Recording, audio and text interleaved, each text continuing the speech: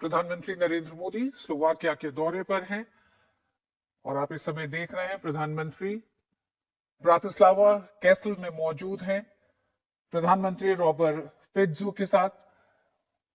प्रधानमंत्री रॉबर्ट फिट्जो ने guard of honour के साथ प्रधानमंत्री नरेंद्र मोदी का औपचारिक स्वागत ब्रातिस्लावा कैसल में किया गया है।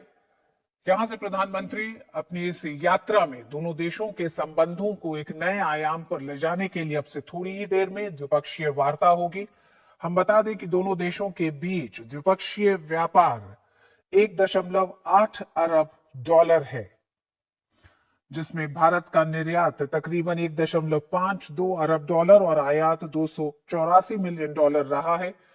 दोनों ही देश द्विपक्षीय वार्ता में रक्षा, डिजिटल तकनीक, व्यापार और रणनीतिक सहयोग को नई दिशा देने पर चर्चा करेंगे। 1993 में स्लोवाकिया चेकोस्लोवाकिया के विभाजन के बाद स्वतंत्र हुआ और उसके बाद से ही भारत और स्लोवाकिया के संबंध मजबूत हुए, जिसमें 1993 में ही स्लोवाकिया ने नई दिल्ली में अपना दूतावास खोला और भारत ने अगस्त 1995 में ब्रातिस्लावा में अपना मिशन स्थापित किया।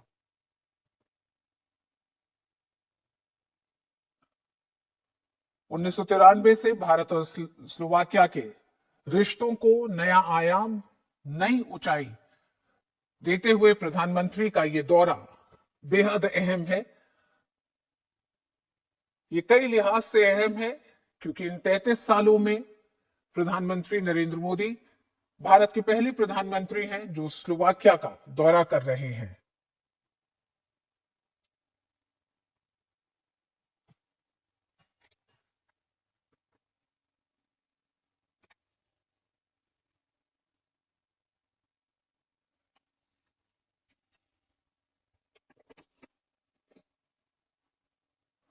स्लोवाकिया के साथ भारत के संबंध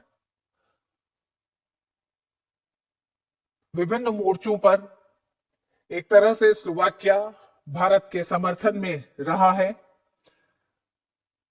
रक्षा और डिजिटल तकनीक में एक बड़ा सहयोग दोनों देशों के बीच में रहा है।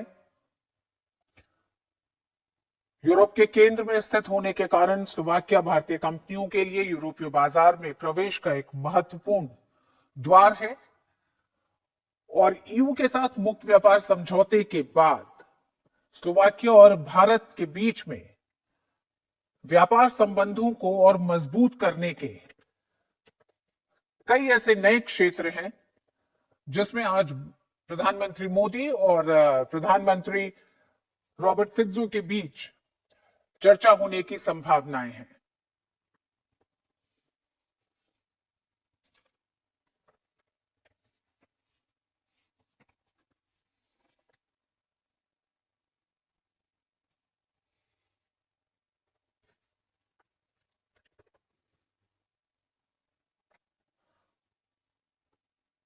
ब्रातिस्लावा कैसल में प्रधानमंत्री के औपचारिक स्वागत के बाद प्रधानमंत्री रॉबर्ट फिट्जो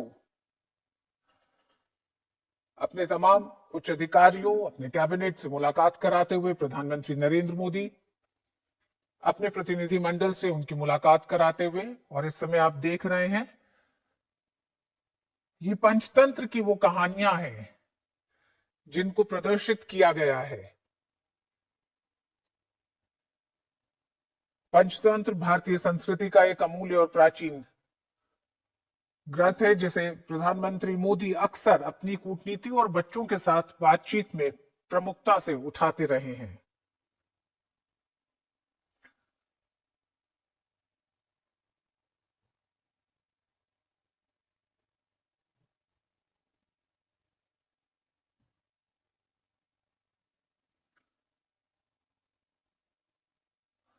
जो हम जानते हैं यूनेस्को ने भी मेमोरी ऑफ द वर्ल्ड सूची में पंचतंत्र की पांडुलिपियों को भी शामिल किया है।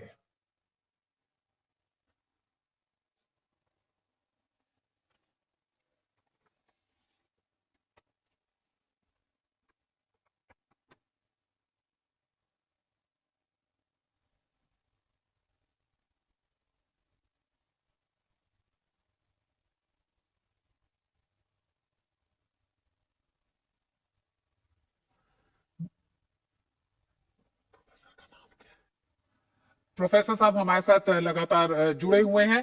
प्रोफेसर साहब, हम देख रहे हैं प्रधानमंत्री नरेंद्र मोदी की इस यात्रा की शुरुआत औपचारिक स्वागत के साथ अब द्विपक्षीय वार्ता की तरफ बढ़ेगी। भारत और स्लोवाकिया के बीच में रक्षा, डिजिटल तकनीक, इसमें सहयोग एक लंबे समय से रहा है। किस तरह से इस यात्रा में आप देख रहे हैं ईयू के साथ एफटीए के बाद यूरोप के अलग अलग देशों के साथ भारत का संपर्क, और वो कौन से क्षेत्र हैं जिसमें स्लोवाकिया के साथ भारत के संबंध मजबूत होंगे, साथ ही कुछ नए क्षेत्रों की तलाश भी होगी सहयोग के। जी, आपने बिल्कुल अच्छे आंकड़े दोनों देशों के द्विपक्षीय संबंधों के बारे में बताए। लेकिन मुझे लगता है, जैसे मैं बता रहा था, कि भारत सरकार ने जब स्लोवाकिया में प्रधानमंत्री के दौरे के बारे में सोचा होगा तो काफी सोच समझ के इस देश को चुना, क्योंकि सामरिक तौर से, आर्थिक तौर से भले एक छोटा सा देश हो लेकिन काफी महत्वपूर्ण है। क्योंकि ये जब ऑस्ट्रो हंगेरियन एम्पायर का पार्ट था और उसके बाद पहले विश्व युद्ध के बाद से जब चेकोस्लोवाकिया बना तो इंडस्ट्रियल पावर हाउस था पूरे यूरोप का। इनफैक्ट जब वो दूसरे विश्व युद्ध के बाद जब ये समाजवाद की तरफ जब चेकोस्लोवाकिया बना, उस समय इनकी जो पर कैपिटा इनकम थी वो ऑस्ट्रिया और फिनलैंड के बराबर थी, और उसके बाद जो है इटली वगैरह इनसे काफी पीछे थी। तो एक बहुत बड़ा इंडस्ट्रियल हब है। और उसके बाद ये भी है, हम जानते हैं बहुत सी कंपनीज जैसे स्कोडा और बाटा वगैरह इसी इलाकों से आती थी, और अभी भी वहां पे एक काफी बड़ा ऑटोमोबाइल का सेंटर है। और नई नई तकनीक्स के अंदर स्लोवाकिया जो है काफी अग्रणी है, और डिफेंस क्षेत्र में भी काफी बड़ा इनका इंडस्ट्रियल पावर, इनका जो कैपेसिटी है। और अभी राजनीतिक तौर से भी हम देखें, जैसे प्राइम मिनिस्टर फित्सो की बात करें तो वो काफी, उनके जो विचार हैं यूरोपीय संघ के अंदर वो अलग किस्म के हैं। और वो यूरोपीय संघ का हिस्सा होते हुए भी उनके जब यूरोपीय विदेश मंत्री विदेश नीति उनकी अलग है, लेकिन फिर भी इनके अपने संबंध जो है रूस के साथ, चीन के साथ काफी अच्छे हैं। इनफैक्ट 2024 में चीन ने स्ट्रेटेजिक पार्टनरशिप भी स्लोवाकिया के साथ जो है किया था जी। तो, और उसके बाद ये जो स्लोवाकिया है वो चाइना के बीआरआई का भी हिस्सा रहा है काफी। तो इसलिए जो सामरिक तौर से जो हमने सेंट्रल ईस्टर्न यूरोप के देशों को काफी देर तक इग्नोर किया था, क्योंकि हमारा ध्यान पूरे यूरोप के अंदर जो पश्चिम के यूरोप के देश थे उनके ऊपर लगा हुआ था। और हम जानते हैं कि जब समाजवाद का वक्त था उस वक्त हमारे संबंध इन सारे देशों के साथ बहुत मजबूत थे, राजनीतिक तौर से भी, आर्थिक तौर से भी, और डिफेंस के क्षेत्र में भी। तो उन सब चीजों को शायद अब बदल रहे हैं हम। अभी हमने पहले देखा कि पोलैंड के साथ भी हमने सामरिक साझेदारी की, अब स्लोवाकिया में प्रधानमंत्री की यात्रा वहां पे कर रहे हैं। और जिस तरीके से जो सामरिक प्रोफेसर प्रधानमंत्री नरेंद्र मोदी के स्लोवाकिया यात्रा के अभी कुछ ही घंटे बीते हैं। उन घंटों में हम अगर जिस तरह से परंपरागत तरीके से प्रधानमंत्री का स्वागत किया गया, और इस समय भी जो दृश्य आप देख रहे हैं स्लोवाकिया के प्रधानमंत्री नरेंद्र मोदी के औपचारिक स्वागत के बाद, जिस तरह से वो कैसल से एक तरह से उस पूरे देश को देखकर जो बातचीत हो रही है दोनों नेताओं के बीच में, और पंचतंत्र की कहानियों को एक तरह से चित्रों के माध्यम से जो एक छोटी सी प्रदर्शनी की तरह है, जिसको की अवलोकन किया अभी प्रधानमंत्री ने। तो आप किस तरह से मतलब एक ठोस मामलों पर अब से थोड़ी देर में द्विपक्षीय बैठक में बातचीत होगी, लेकिन उससे पहले अभी तक के कुछ घंटों में आप किस तरह की नजदीकी भी दोनों देशों में देख रहे हैं? क्योंकि बहुत से कठिन समय में स्लोवाकिया का समर्थन भारत को मिलता रहा है। 22 में रूस यूक्रेन युद्ध के दौरान भारत के ऑपरेशन गंगा में स्लोवाकिया ने महत्वपूर्ण सहायता प्रदान की थी। उसके सहयोग से 1100 भारतीय छात्रों और 2 विदेशी नागरिकों को सुरक्षित निकाला गया था। हम पहलगाम की आतंकवाद की बात करें तो पहलगाम में हुए आतंकवादी हमले की भी कड़ी निंदा स्लोवाकिया ने की थी। यूएनएससी में स्थायी सदस्यता की मांग का समर्थन करता रहा है स्लोवाकिया। जी नहीं, बिल्कुल आपने कहा, जैसे हमने देखा कि जब परंपरागत स्वागत भी उन्होंने भारतीय प्रधानमंत्री का किया, उसके अंदर जैसे वंदे मातरम को वहां पे गाया गया, उसके बाद जो है जो भजन कीर्तन जो किए गए उसके, और इनफैक्ट क्योंकि भारत के प्रति वहां के लोगों की बहुत अच्छी आस्था है, भारत के प्रति लोगों के बीच में बहुत लगाव है, और राजनीतिक तौर से भी, क्योंकि अगर हम उनके जैसे अब यहाँ के जो राजदूत भी हैं स्लोवाकिया के, वो भी बहुत अच्छी हिंदी जानते हैं। तो भारत के अंदर जो लोगों के संबंध हैं, पीपल टू पीपल कॉन्टेक्ट जिसकी हम बात करते हैं, वो भी बहुत अच्छे रहे, और भारतीय संस्कृति को, भारतीय सभ्यता को वो बहुत अच्छे तरीके से वहाँ के जो इंटेलेक्चुअल्स हैं, वहाँ के लोग हैं, प्रोफेसर्स हैं वहाँ की यूनिवर्सिटीज के अंदर, उन्होंने काफी यहाँ की संस्कृति के बारे में भी, यहाँ की लैंग्वेजेस के बारे में भी काफी उसके बारे में अच्छी समझ रखते हैं।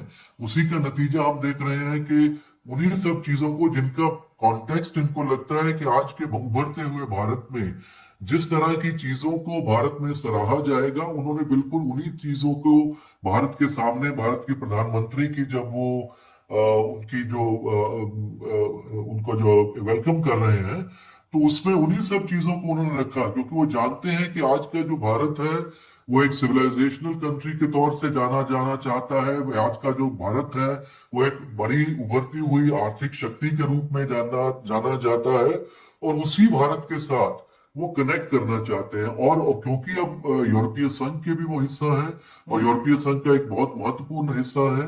इनफैक्ट जो हमने आप जो ट्रेड एग्रीमेंट की हम बात कर रहे हैं, जो अभी जो ट्रेड कमिश्नर है यूरोपियन कमीशन के, मिस्टर शेफकोविच जो है, वो भी स्लोवाकिया से ही आते हैं, वहीं से वो कमिश्नर है। तो जो यूरोपीय संघ के अंदर किस तरह की भूमिका स्लोवाकिया अदा कर सकता है भारत और यूरोपीय संघ के संबंधों को मजबूत करने के लिए, वो भी स्लोवाकिया कर सकता है। उसके अलावा इस पूरे इलाके में जो मध्य और पूर्व यूरोप का जो इलाका है, उसके अंदर भी स्लोवाकिया की एक महत्वपूर्ण भूमिका अपनी भी रही है। विशेग्राद ग्रुप का भी वो हिस्सा रहे हैं, और हमारे द्विपक्षीय संबंध जैसे आपने कहा वो भी पहले से बहुत प्रगाढ़ हुए हैं।